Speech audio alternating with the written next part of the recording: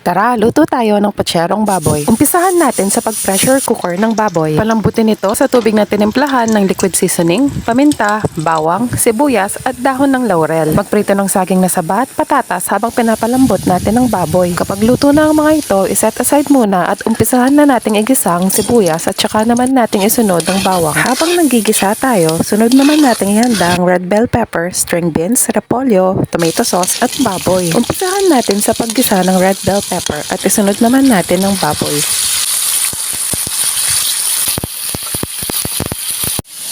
Kapag nailagay na ang lahat, igisa at haluin ito, saka naman natin isunod ang tomato sauce.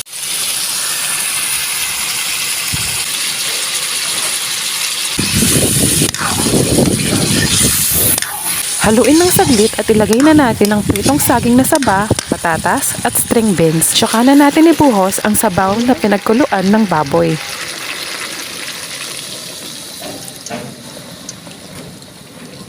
Ipatong na rin natin sa taas ang repolyo at lagyan natin ng pork and beans. Optional lang po ang paglagay ng pork and beans.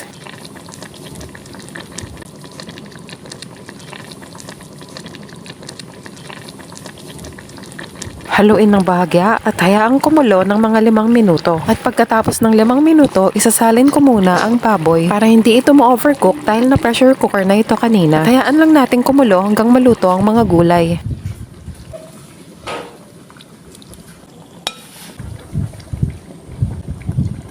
Kapag malapit ng maluto, huli natin ilagay ang pechay.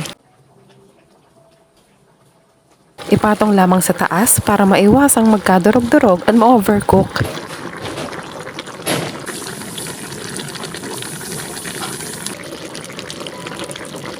At kapag tender na ang mga gulay, luto na ito at isalin na natin sa serving bowl.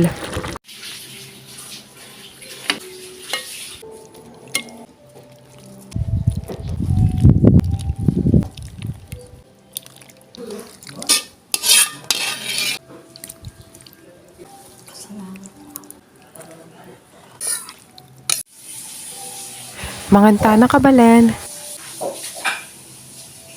Follow for more.